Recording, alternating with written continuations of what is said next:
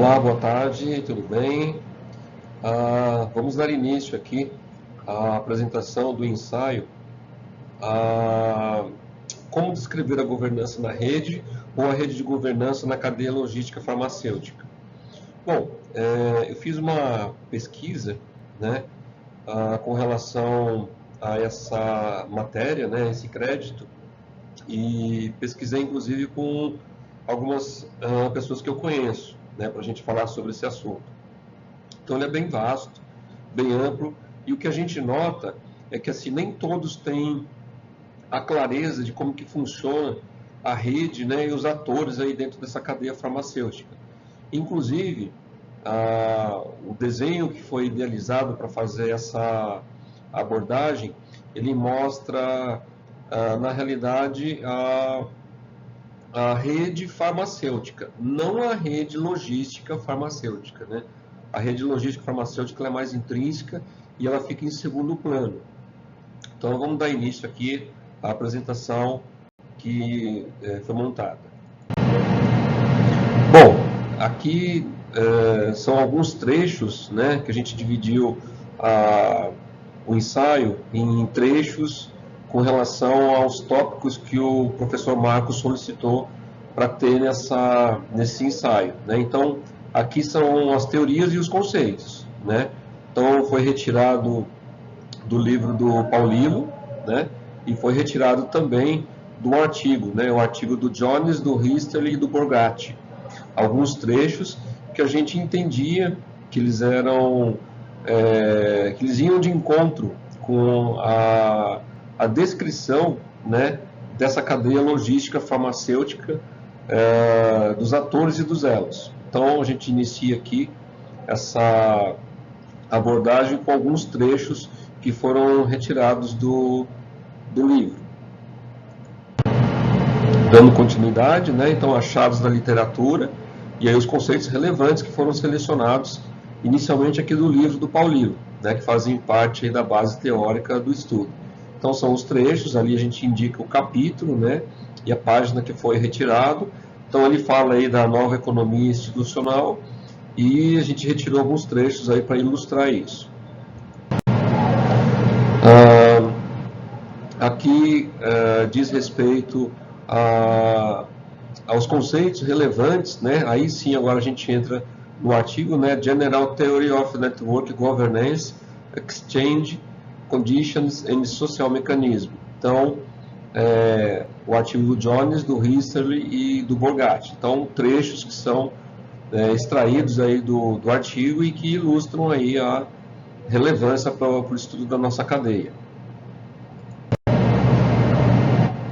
Dando continuidade, ainda são os trechos, né, selecionados, para ilustrar o nosso estudo, né, a nossa concepção aí do ensaio. Aqui menciono, né, o desenho realizado aí da cadeia logística farmacêutica, dando foco, né, enfoque aos provedores logísticos. Então, quando a gente enxerga aqui os PLs, né, 1 PL até os 5 PL, são os provedores logísticos que dão embasamento aí para todos esses elos. O que acontece? Então, por um lado, nós temos aí os fornecedores, né, a indústria de transformação, ao centro nós temos a indústria farmacêutica, e na hora que a gente se dirige aí para o lado direito, né, aí vem a parte de distribuição, vem a parte aí de inclusive exportação, e finalizando aí o varejo, né, o consumidor final e os profissionais, que são os prescritores das medicações. Nesse aspecto, nós temos aqui a cadeia, né, logística em segundo plano, que são essas setas que estão como elos de ligação aqui. Mas cada uma dessas setas, elas têm uma cadeia própria, uma cadeia individual, né? Então elas podem servir a mais de um elo, né? A mais de um ator, desculpa, dessa cadeia, e elas podem estar intrínsecos dentro da organização ou nas suas estruturas individuais, estruturas próprias, né? Então está aqui o desenho para ilustrar a cadeia. Aqui no caso eu diria que isso aqui é um desenho que ilustra a cadeia farmacêutica e não a cadeia logística, né? Bom, então quem são os atores e os elos da cadeia? Os laboratórios farmacêuticos, que são os produtores de medicamento, os distribuidores, as empresas de armazenagem, que fazem essa distribuição, os operadores e provedores logísticos, que são responsáveis pelo transporte, as farmácias e hospitais, os pontos de dispersão, né, e os órgãos reguladores. Aí são as instituições que elas entram com as legislações que são obrigadas aí a serem seguidas, né? Então, aqui estão os atores e os elos da cadeia. A gente indica também, né, nesse outro slide aqui, ele fica bem nítido isso, né? Essa gama de indicações que foram feitas, que a gente colocou as siglas e os seus significados, são todas as instituições, né, que podem interferir nessa cadeia. Então, ela é muito intrínseca, como eu falei, então vários elos de ligação entre os atores, eles são regrados por instituições, como a NTT, como o RNTC, algumas negociações são feitas com algumas entidades, né? Aí temos o Inmetro, que faz o controle, a Anvisa, temos os mecanismos aí das negociações que são feitas com o Mercosul, e outras negociações com outros locais aí de exportação e importação, tanto de produtos quanto de matéria-prima, no mundo inteiro, né? Então, aqui está explanado, né, colocado da melhor forma possível o processo aí dos elos, né? Os elos estão aqui. Bom, então estão aí as siglas e os seus significados. O primeiro elo, né? Estamos falando aí da cadeia farmacêutica, é a indústria extrativista e os fornecedores de matéria-prima. Então, aí a gente tem, né, todo um mecanismo de terceiros para fazer essa coleta, né, desses produtos e envio para o pessoal da parte de transformação, né? Aí tem alguns processos de regulação desses primeiros elos, né? Aí temos a parte de licenciamento ambiental, classificação das substâncias, certificação de boas práticas, avaliação de impacto ambiental. Aí você vai me perguntar, poxa Edson, mas isso tem a ver com a indústria extrativista dessas matérias-primas. Só que os operadores logísticos, os provedores logísticos, eles têm que seguir as mesmas normas e procedimentos, porque eles têm contato direto com os produtos. Então, infelizmente, né, ou felizmente, né, para o nosso bem, eles têm que seguir todas essas normas e procedimentos, porque eles vão manipular esse produto no transporte, na armazenagem, na embalagem, na rotulagem. Então, tudo isso o provedor logístico pode oferecer nesse momento, né, para a indústria extrativista. E a gente vai entrar nos provedores agora, né, que eu comecei a explicar, né, do 1PL ao 5PL. Então, o 1PL é a própria empresa que vai fazer essa logística, né? Já do 2PL para frente, aí nós vamos ter empresas especializadas em transporte e armazenagem, e é o que eu comentei, né? Isso ela pode fazer tanto com o in-company, né? Como ela pode fazer com a sua frota própria ou terceirizada. Então, a parte de especialistas em transporte e armazenagem, outros trabalhos integrados, aí vem a estoque, pedidos e frete. Já o 4PL, eles coordenam aí diversos 3PLs, então nós podemos ter uma empresa que coordena outras empresas, né? Então, do outsourcing, da terceirização, ela passa por uma quarteirização, e eles atuam como gerenciadores da cadeia. E aí, finalmente, no 5PL, eles são aquelas empresas que já estão bem adiantadas aí na parte de tecnologia, né, de inteligência artificial, automação, Big Data, para você ter essa tomada de decisão. Então você vai escolher o provedor logístico que mais se encaixa com a sua operação. Aqui é só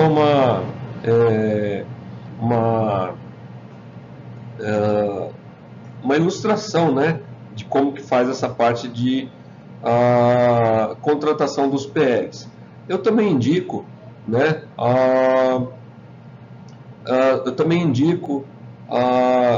quais são as melhores práticas e como que você deve definir para você fazer a contratação desses provedores logísticos, né? Também, né, aqui é uma outra imagem que vai mostrar a diferença dos PLs, né? E aí eu coloco quais são os prós e contras de cada PL, né? Para você, como sugestão, né, adequar aí a sua necessidade ao provedor logístico. Mais um slide aí que a gente mostra como que é essa decisão, né, essa tomada de decisão. Então ela é feita em cima aí de necessidades, né, e aí de recursos também, né? Tem que ver qual que é o recurso que você tem de necessidade. Bom, aqui a gente está mais indicando os agentes que sofrem as regulações aí, né, que operam como regulações aí. Então, eu já tinha indicado anteriormente, aqui eu faço uma breve descrição de cada um deles, né? Lógico que você pode se aprofundar, porque eles interferem diretamente na operação de transporte.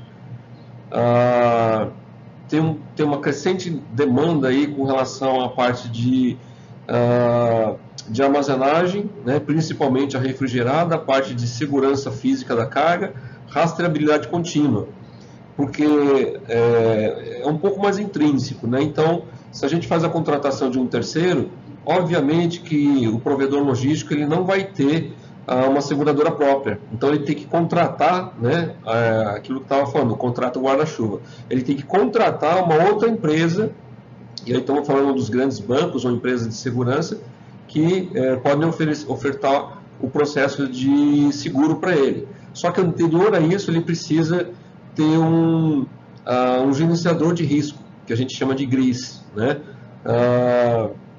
Temos várias famosas aí no mercado, né? Omnisat, Controlsat, né? A mais conhecida e a mais antiga é a Autotrac.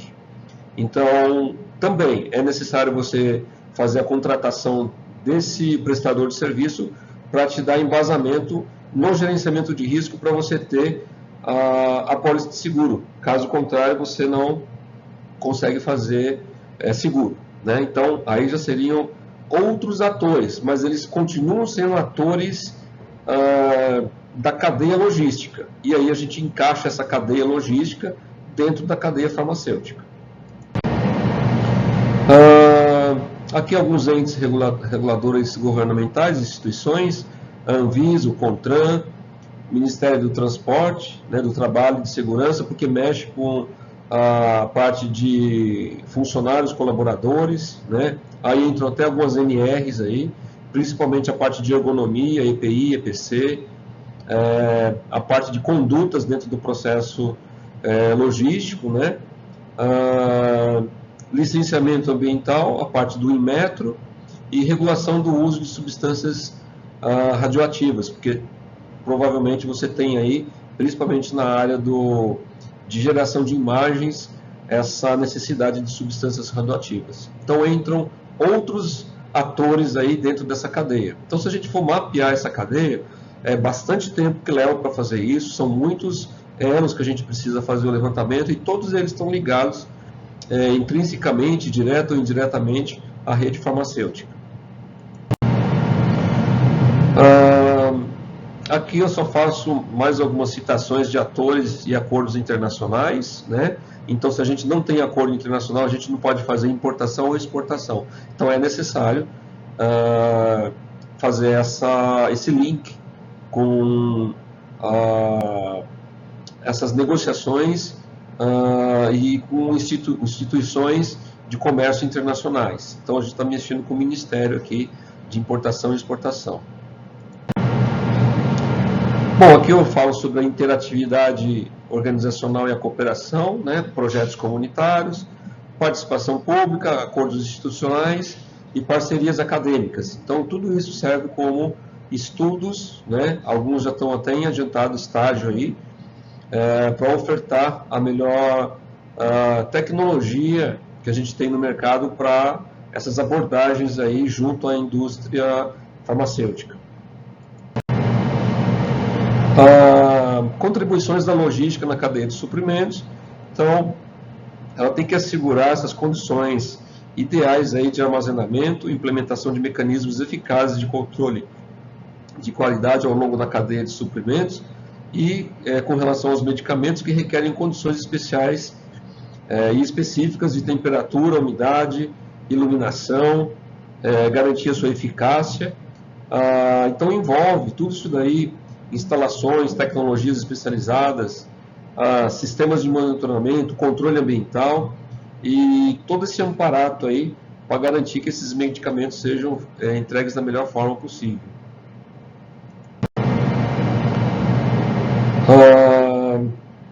Então, aqui é um pouco de tecnologia, né? A parte de rastreamento, de roteirização. Então, são necessários aí profissionais bastante capacitados para fazer todas essas operações aí. Então, existem empresas que têm um nível de excelência muito grande no mercado e que estão aí disponíveis, né? Provedores logísticos nacionais e operadores multimodais e operadores logísticos aí internacionais. Gestão de pedidos, né, é uma outra área que pode ser também bastante abordado.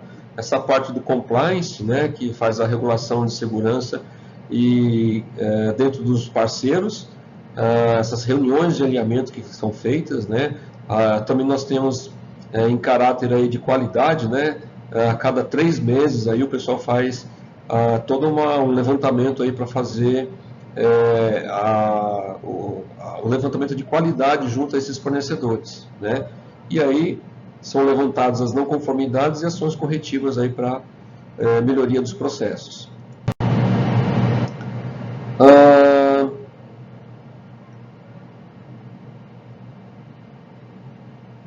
Aqui eu coloquei como que eu imagino, né, através de estudos que foram feitos, né, a metodologia para a gente fazer a coleta de informações, que é o terceiro item que o professor Marco pediu para a gente acrescentar, né?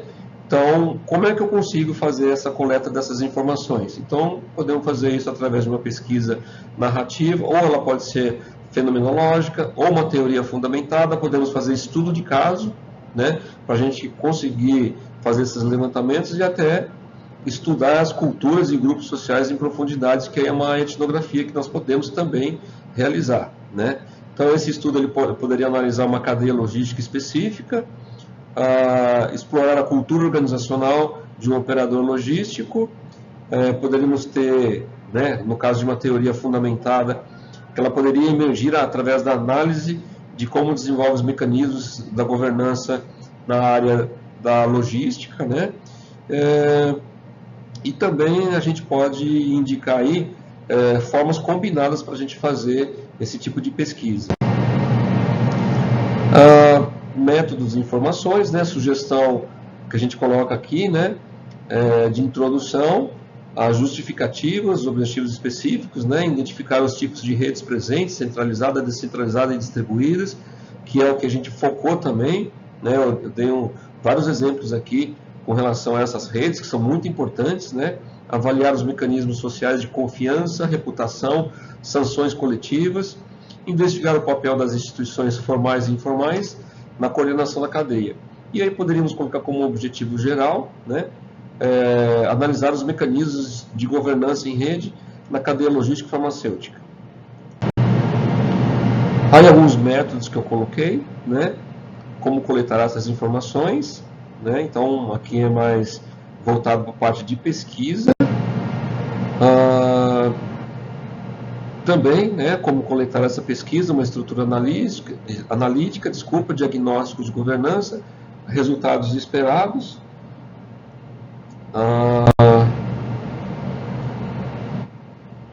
E o último item é o que sei sobre essas redes e cadeias. Então, assim, para resumir, né, tudo que sei sobre essas redes e cadeias foi na minha experiência de 30 anos ainda, de mais de 30 anos nessa área. Então tem muito processo que ele não está escrito, mas ele é realizado.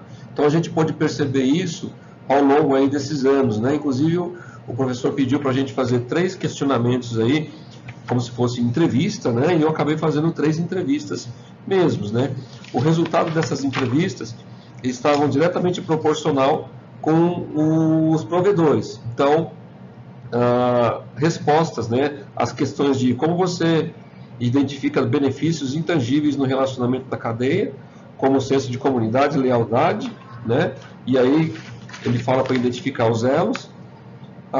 Se você identificar a presença de administradores nas redes, né? Sejam empresas da própria cadeia ou externos, e se você identifica a existência de plataforma digital conectando os elos, se sim, com que amplitude e qual a importância. As respostas que eu obtive, elas foram muito producentes, né? Eu entrevistei 3 provedores logísticos aí, né? Os gestores, e eles tiveram aí uma ideia bastante ampla do sistema. É lógico que para a gente se aprofundar nisso, a gente precisaria de mais tempo e mais material humano para fazer essas pesquisas. Mas, de uma forma geral, ela foi bem satisfatória, né? Eu estou anexando aqui junto do ensaio essas entrevistas com o professor. Bom, a nossa conclusão aqui, né, aplicando os conceitos institucionais da cadeia logística, então ela permite compreender como as relações interorganizacionais elas são moldadas por normas, confiança e estrutura de governança.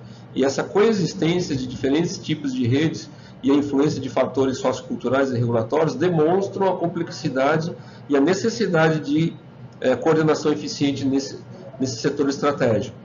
Então, a governança, né, em rede, ela representa uma alternativa viável e eficiente em contexto de alta complexidade com relação à parte de incertezas, né? A sua eficácia depende da presença de mecanismos sociais robustos e de uma estrutura de rede embutida, que aí, na teoria, foi chamada de embeddedness, e que favoreça essa competição e a troca de informações. E aí finalizo com as referências. Bom, agradeço aí a atenção, muito obrigado e uma ótima noite, tarde ou um bom dia a todos.